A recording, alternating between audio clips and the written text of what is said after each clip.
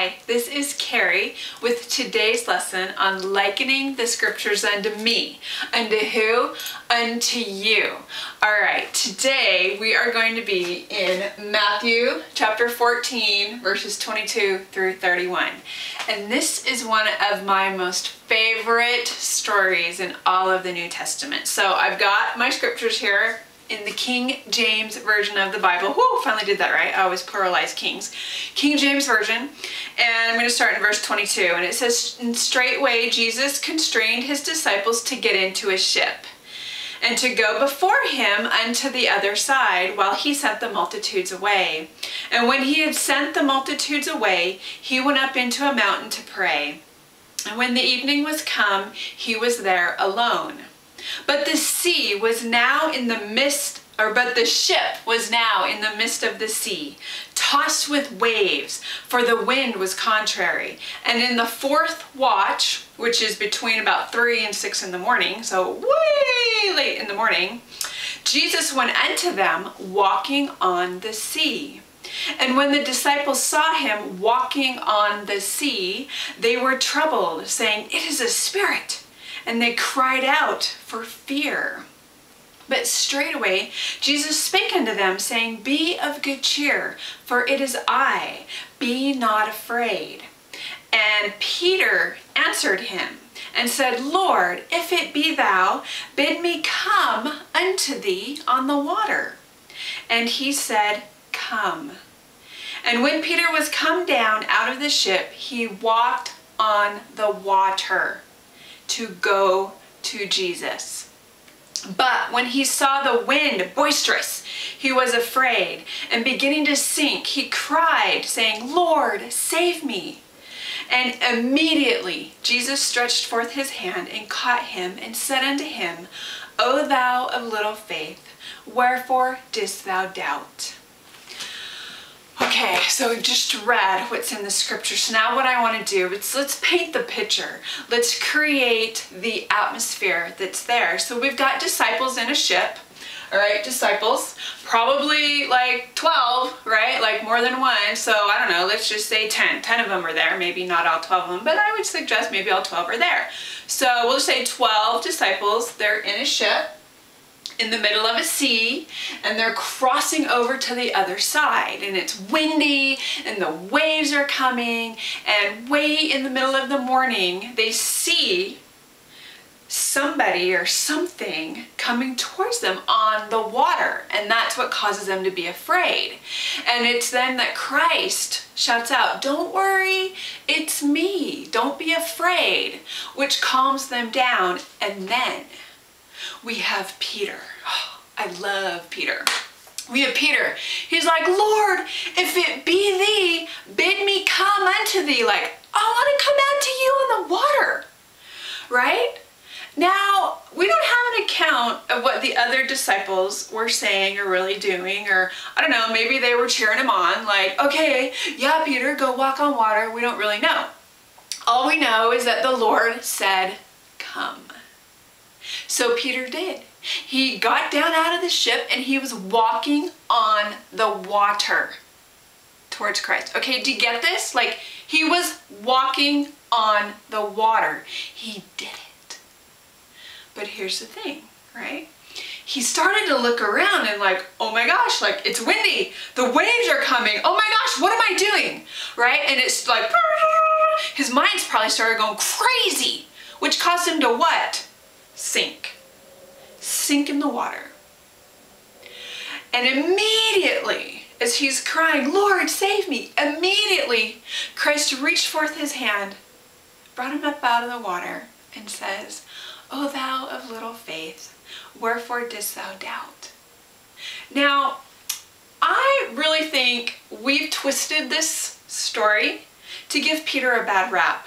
I mean, hello, he was the only one that got out of the ship and even attempted to walk on water. You see, we don't hear Christ looking at the other disciples going, yeah, you didn't have any faith. Peter had a little faith.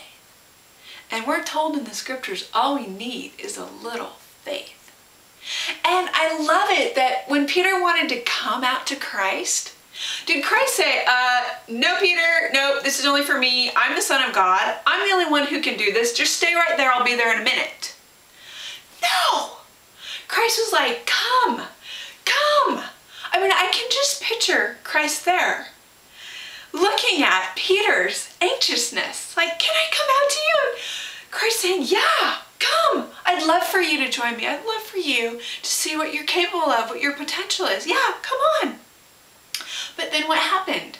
Peter started to look around and look down, and he started to sink. Okay, so how does this apply to me? And how does this apply to you? Well, I'm going to share with you how it applies to me. You see, the disciples for me are my friends and family who are with me. They're in the ship. The ship is kind of my comfort zone, right? Yeah, I'm in the ship, I'm protected, I know a ship can float on water. I'm fine there, right? A little wind, a little wave, okay, no big deal, I'm in the ship, right? But then this sea, right? This big sea, we can't see to the other side. To me, the sea represents the world and what's out there. What, you know, this big wide world that we live in, it's just like can't even fathom or see the end of it.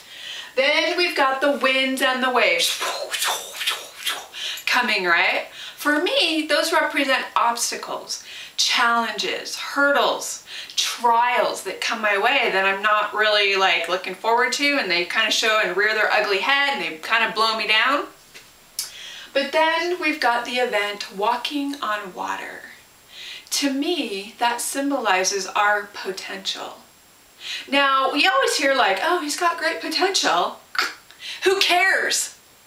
Potential means nothing unless you're actually doing it. So Peter walked on water was his potential. All right, so gather this all together. Here's what it means to me. I've been living in a comfort zone for many, many years. I've been afraid to get out of the ship. Got my friends and my family around me. It's all comfortable, cozy, and I'm living my life. And then I study the life of Christ. And what he teaches is possible. And I think, wow, really? I can do that too? And I step out of the ship to go towards him. And as I step out of the ship, it's a little uncomfortable. It's a little unknown. And I start looking around me like, oh my gosh, what have I just done? And as soon as I take my eyes off Christ, I sink in the water. And that's happened. I've listened to the voices behind me that maybe weren't quite sure, like, Carrie, what are you doing? That's kind of scary out there. You can't do that. Like, no one else is doing it. We're all here in the boat. And I listen to that. And then I take my eyes off Christ and I sink in the water. And I have sunk in the water. And to the point where I've had to get back into the ship, where I'm comfortable, where it's safe, where okay, regroup. The blanket's around me and I'm getting warm. But then I look off in the distance and Christ is still there. And his arms are outreached. And I see that his mouth is moving. But I can't hear him because the noise, the wind, the waves, the disciples, the friends, the family are talking to me. So I have to say, shh, quiet. I can't hear Christ. And as I stand up in the ship and I look at Christ and I listen, he's saying, Carrie, do it again. Do it again. Step out of the ship. Only this time, just look at me. Don't look at the wind or the waves. Don't listen to what's behind you. Don't listen to the sound all around you. Just look at me and you can do it. So I'm doing that. I'm stepping forward and I'm keeping my eyes on Christ. So I would challenge you as you go through this story. It really happened. I'd liken it to yourself. Where are you in your comfort zone? Where are you in your ship? Afraid to take that step. This step into the unknown and to see your true potential.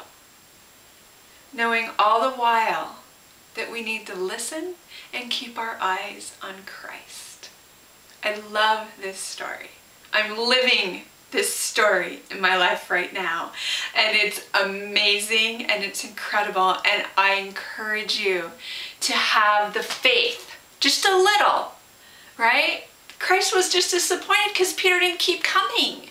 Peter got out of the boat. He just didn't keep coming. But we can. We can keep coming towards faith and strengthening our faith, because with each step on the water, as we get closer and closer to Christ, our confidence is going to build, and we're going to know without a doubt that we truly can walk on water. And I leave this with you, with the Spirit of the Lord. May it testify to you the truthfulness.